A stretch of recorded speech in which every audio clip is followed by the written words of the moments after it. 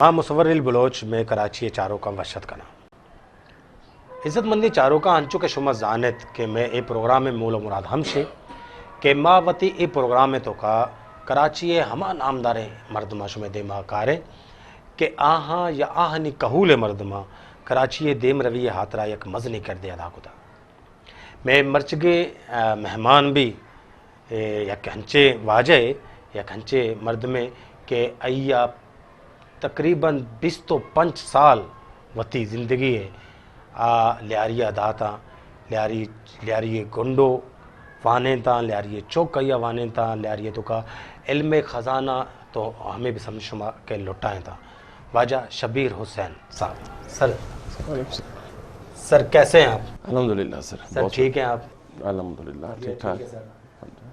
ناظرین اردو کے ناظرین کے لیے میں یہ بتاتا چلوں کہ سر شبیر حسین لیاری کے اندر انہوں نے اپنی زندگی کے 25 سال جو ہے وہ لیاری کے لوگوں کو دیے، لیاری کے نوجوانوں کو دیے، ان کی تربیت کی.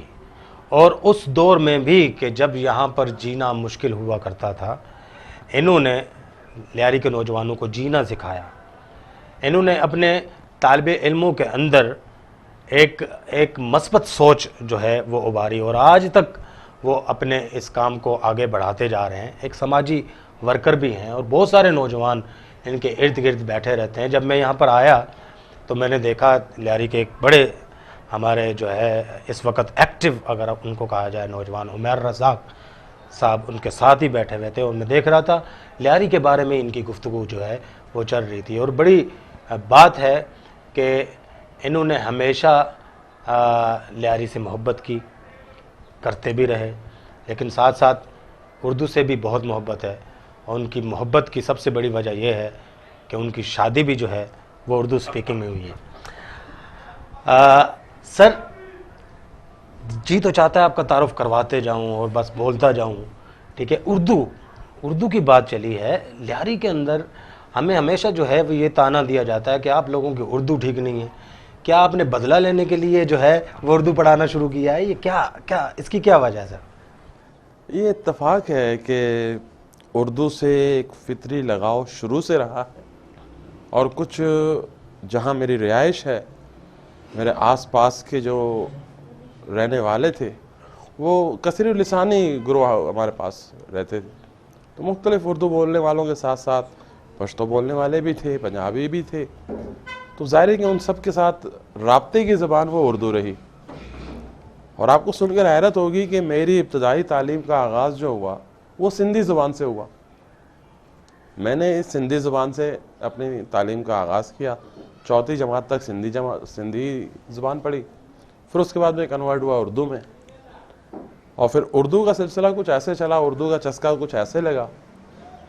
پھر خوش نصیبی ہماری کہ ہم ایسے دور میں پڑھ رہے تھے جب لیاری میں اردو کے بڑی بڑی نامور شخصیات تھیں، یعنی جن کو لوگ کہتے ہیں کہ جی بلوچ ہیں، لیکن میں کہتا ہوں کہ بلوچ ہوتے ہوئے بھی اردو کے وہ بڑی نامور شخصیت ہیں.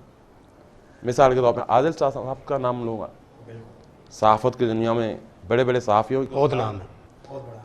اور پھر صحافت کے ساتھ ساتھ فن خطابت کی اگر بات کی جائے تو نون میم دانش نہ صرف بہت اچھے مقرر تھے بلکہ اردو کے بہت اعلیٰ درجے کے شاعر.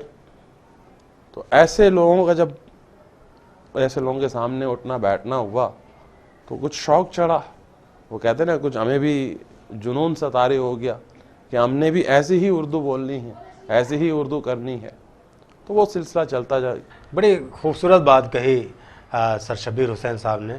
نادر شاہ عادل واقعی جو ہے ایک بہت بڑا نام ہے لیاری کا، اور اردو ان کی جتنی شستہ اور شائستہ ہے، میں نے بہت کم بلوچ جو ہے وہ لوگوں میں اتنی شائستگی کے ساتھ اردو بولتے ہوئے کسی کو دیکھا ہے.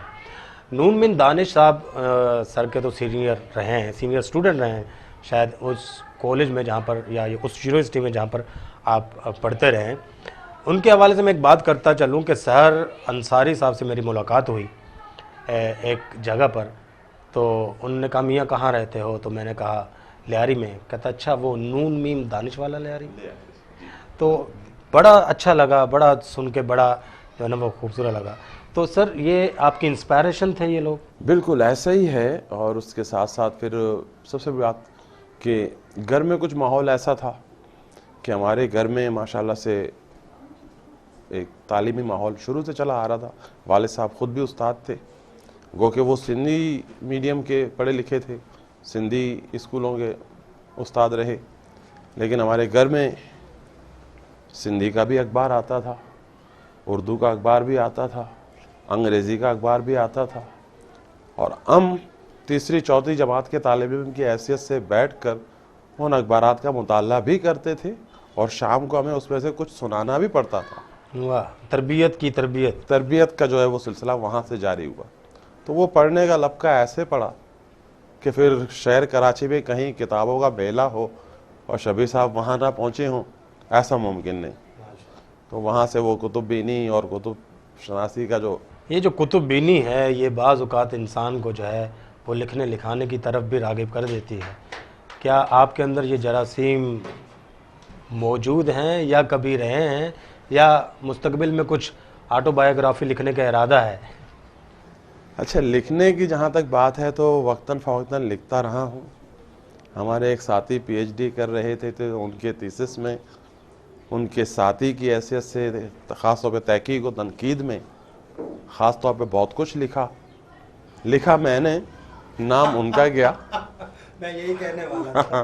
لکھا میں نے، نام ان کا گیا. بہرحال ہمیں اس بات کی بڑی خوشی ہوئی کہ بہرحال وہ اس قابل تھے کہ ان کے اندر یہ صلاحیت تھی کہ ان کے اندر یہ صلاحیت تھی کہ وہ آپ کو اپروچ کرتے اور آپ ان کو انہوں نے مجھ سے وہ کام لیا جو میں شاید پہلے سوچتا تھا کہ شاید یہ بہت مشکل سا کام ہے لکھنا، اور وہ بھی تحقیق یا تنقید میرے بس کی بات نہیں ہے.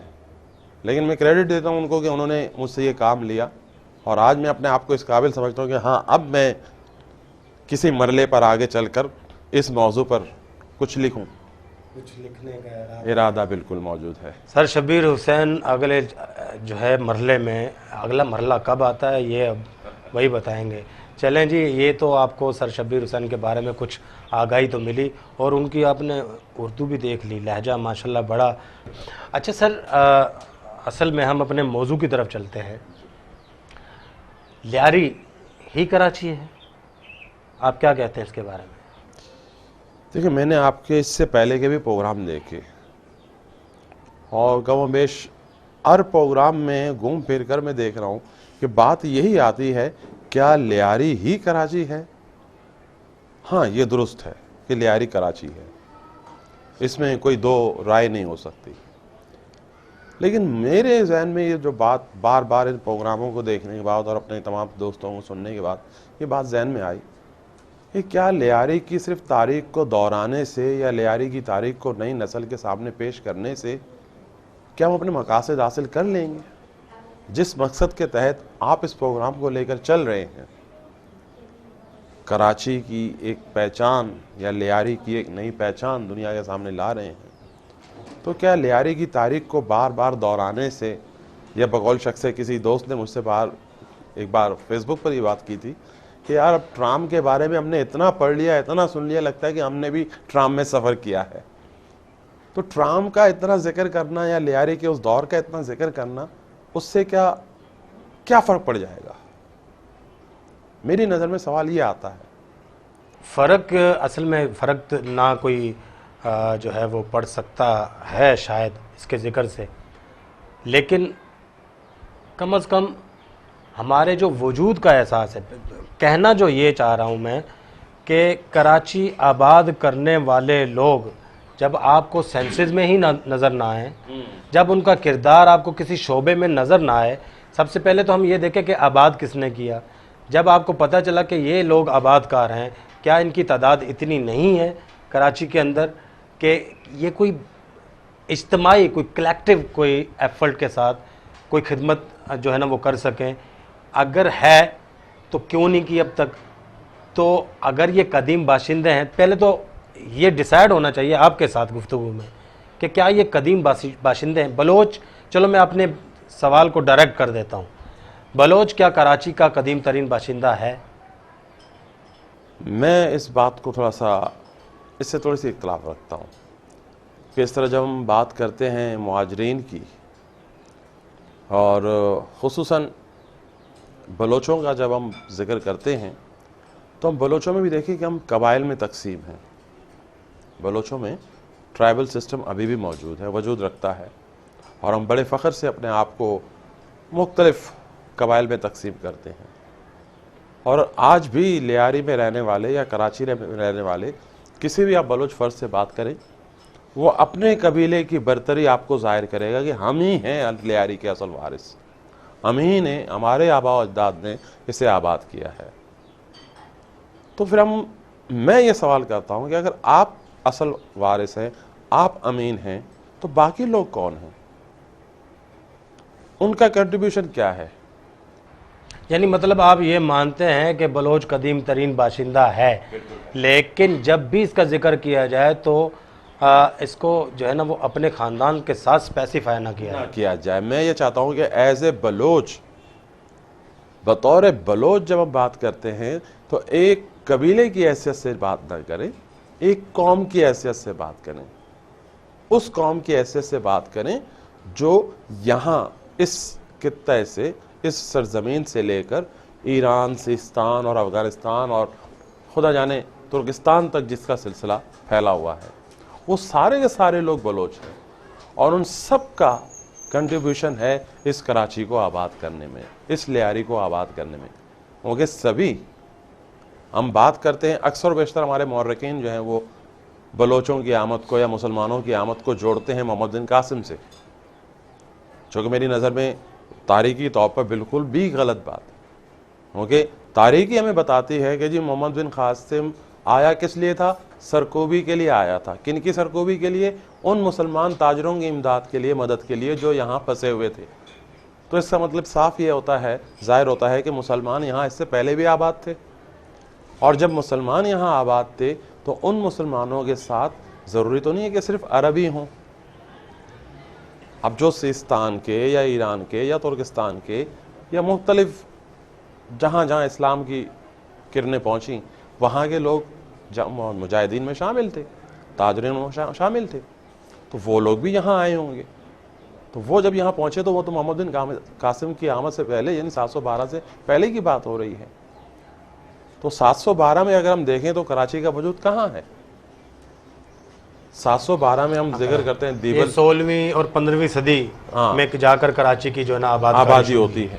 تو اٹ مینس کہ یہ اس سے پہلے کی آبادی ہے, اور اس سے پہلے کی جب آبادی کا ذکر کرتے ہیں تو لا محالہ اس میں بلوچ شامل ہیں, اس میں بلوچ شامل ہیں. اب آپ اس کو نام کچھ بھی دے دیں,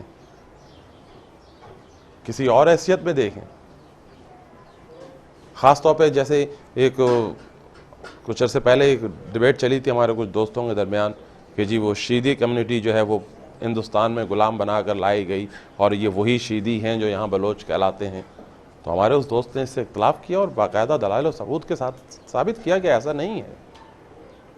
تو مقصد کہنے کا یہ کہ ہمارے یہاں سب سے بڑی بات ہے کہ ہمیں پہلے یہ طے کرنا ہوگا کہ آیا ہم بلوچ اس قبائلی تقسیم کے دائرے کو سے ہٹ کر کیا ایک ہیں, اور جب ہم ایک اپنے آپ کو مان لیتے ہیں تو ہم اس زمین کے, اس دھرتی کے اصل وارث کہلائیں گے. بڑی خوبصورت بات جو ہے, جوڑنے والی بات. میں نے یہ دیکھا کہ ہمیشہ ہم توڑنے والی زیادہ توجہ دیتے ہیں. وہ بقول شاعر کے تسبیح کے دانے بکھر گئے, ادھر رہے کچھ ادھر گئے, کون انہیں پھر سے جوڑے گا, شیرازہ یہاں کون بنے گا. تو بات تو شیرازہ بننے کی ہے کہ پہلے تو جڑنا ہے, اس کے بعد پھر آگے بڑھنا ہے. جڑ کیوں نہیں سکے سر؟ یہ اب اگر آپ چاہیں تو میں اس کا ایک ڈپلومیٹک آنسر دے کر اپنے آپ کو سائیڈ آن کر سکتا ہوں, لیکن بحیثیت استاد مجھے یہ زیب نہیں دیتا, اور نہ میں یہ چاہوں گا کہ میں اس طرح کی کوئی بات کروں کہ جس سے کل خلاں میرا کوئی شاگرد میرے سامنے کھڑے ہو کر مجھ سے یہ سوال کرے. ٹھیک ہے, جوڑ نہیں سکے اس کی بنیادی وجہ میں سیدھی اور صاف کہتا ہوں کہ ہم نے آج تک اپنے ایک 6 فٹ کے جسم پر اسلام نافذ نہیں کر سکے. اسلام کی بنیاد اجتماعیت پر ہے. اگر ہم تعلیمات اسلام کا جائزہ لیں, اسلام ہمیں ہر جگہ اجتماعیت کا درس دیتا ہے. اسلام یہ کہتا ہے کہ جی انفرادی نماز پڑھو گے تو آپ کی نماز ہوگی, آپ جماعت کے ساتھ پڑھو گے تو 70 گنا اس کا اجر بڑھ جاتا ہے۔ زکوٰۃ جو ہے وہ اپنے آپ کو نہیں دے سکتے، زکوٰۃ آپ کسی اور کو دیں گے۔ یعنی اسلام انسان کو انسانوں سے جوڑتا ہے۔ مطلب ہمارے جو ہے نہ جڑنے کی وجہ اسلام سے دوری، آپ یہ کہنا چاہتے ہو؟ اسلامی تعلیمات سے بات ناواقف۔ ہماری انشاءاللہ دلچسپی کے ساتھ آگے بڑھ رہی ہے، ہم اس بات کو آگے بڑھائیں گے۔ گل چاروں کا وعدہ بوتا ہے کہ کنڈے اوشتے اس ترتبت مشمد مقبلہ ساری بھی ہے جامع۔